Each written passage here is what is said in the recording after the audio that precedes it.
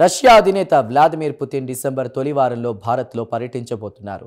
ఈ సందర్భంగా రెండు దేశాల మధ్య అనేక కీలక ఒప్పందాలు కుదరబోతున్నాయి. అలాగే నరేంద్ర మోదీ, వ్లాదిమిర్ పుతిన్ మధ్య ద్వైపాక్షిక భేటీ కూడా జరగబోతోంది. కాగా కోల్డ్ వార్ సమయంలోనూ అప్పటి సోవియట్ యూనియన్తో భారత్ సత్సంబంధాలు కొనసాగించింది. ఇదిలా ఉంటే భారత రష్యా అనుబంధానికి దశాబ్దాల చరిత్ర ఉంది.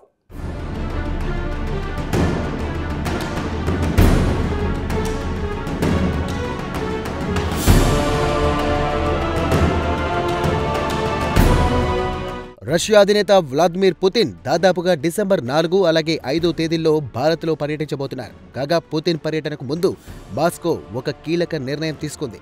భారత్తో గతంలో చేసుకున్న సైనిక ఒప్పందాన్ని రష్యా పార్లమెంటు ఆమోదించబోతోంది. కాగా ఈ ఏడాది ప్రారంభంలో భారత్, రష్యాల మధ్య సైనిక ఒప్పందం జరిగింది. అంతేకాదు సదరు ఒప్పందంతో రెండు దేశాల మధ్య రక్షణ రంగంలో సహకారం మరింతగా పెరగనుంది.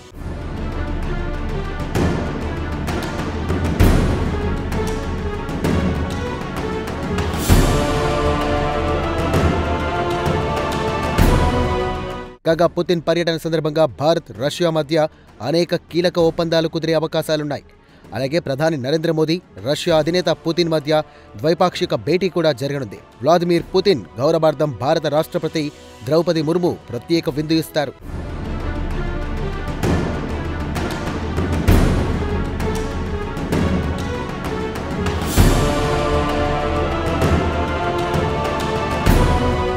ఇదిలా ఉంటే భారత్, రష్యా అనుబంధం ఇప్పటిది కాదు. ఈ అనుబంధానికి దశాబ్దాల చరిత్ర ఉంది. 1947 ఏప్రిల్ నుండి రెండు దేశాల మధ్య సత్సంబంధాలున్నాయి. ప్రధానంగా అమెరికా, అప్పటి సోవియట్ యూనియన్ మధ్య ప్రచండ యుద్ధం కొనసాగుతున్న రోజుల్లో కూడా మాస్కోతో ఢిల్లీకి సత్సంబంధాలున్నాయి. అయితే సోవియట్ యూనియన్ కాలగర్భంలో కలిసిపోయిన తర్వాత కూడా రష్యా, భారత్ మధ్య సత్సంబంధాలు కొనసాగుతున్నాయి.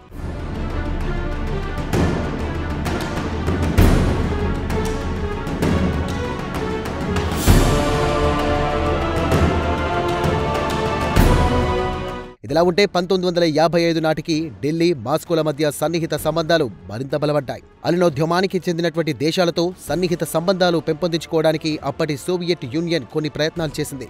మాస్కో చేసిన ఈ ప్రయత్నాలు విజయవంతమయ్యాయి.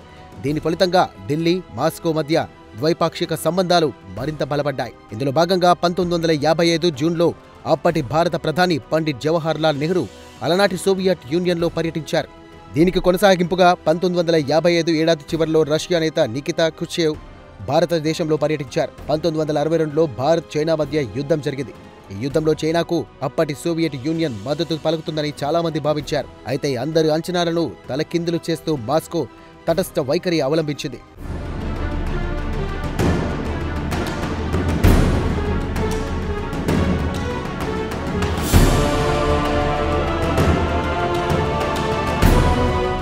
కాగా ఢిల్లీ, మాస్కోల మధ్య సన్నిహిత సంబంధాలు కొనసాగుతూ ఇక 1985లో మేలో ప్రధానిగా పగ్గాలు చేపట్టిన రాజీవ్ గాంధీ తన తొలి విదేశీ పర్యటనకు అప్పటి సోవియట్ యూనియన్ను ఎంచుకున్నారు. సోవియట్ యూనియన్ కాలగర్భంలో కలిసిపోయిన తర్వాత కూడా ఢిల్లీ, మాస్కోల మధ్య సన్నిహిత సంబంధాలే కొనసాగాయి.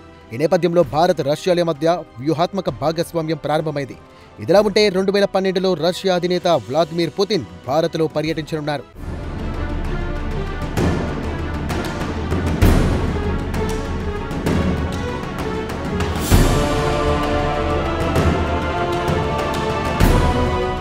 ఇదిలా ఉంటే 2012లో రష్యా అధినేత వ్లాదిమిర్ పుతిన్ భారత్లో పర్యటించారు. అలాగే భారత్, రష్యాల మధ్య అనేక వాణిజ్య ఒప్పందాలున్నాయి. రష్యా రక్షణ పరిశ్రమకు భారత్ ప్రపంచంలోని 2వ అతిపెద్ద మార్కెట్. అలాగే బ్యాంకింగ్ రంగంలోనూ రష్యా, భారతదేశం పరస్పరం సహకరించుకుంటున్నాయి.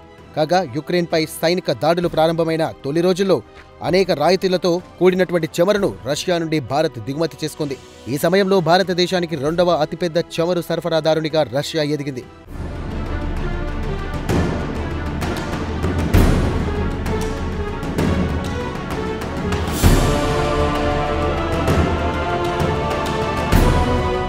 అణుశక్తి రంగంలో కూడా భారత్, రష్యా మధ్య అనేక ఒప్పందాలున్నాయి. 2009 నవంబర్ 7వ తేదీన రష్యాతో భారతదేశం ఒక కొత్త అణు ఒప్పందంపై సంతకాలు చేసింది. అంతకుముందు రెండు దేశాల మధ్య కొన్ని ఒప్పందాలున్నాయి. అలాగే సాంస్కృతిక రంగంలోనూ రెండు దేశాల మధ్య సహకారం కొనసాగుతోంది. భారత్కు చెందిన యోగా ప్రక్రియను రష్యన్లు అక్కున చేర్చుకున్నారు. 1980 నుండి రష్యాలో యోగా అభివృద్ధి చెందుతోంది.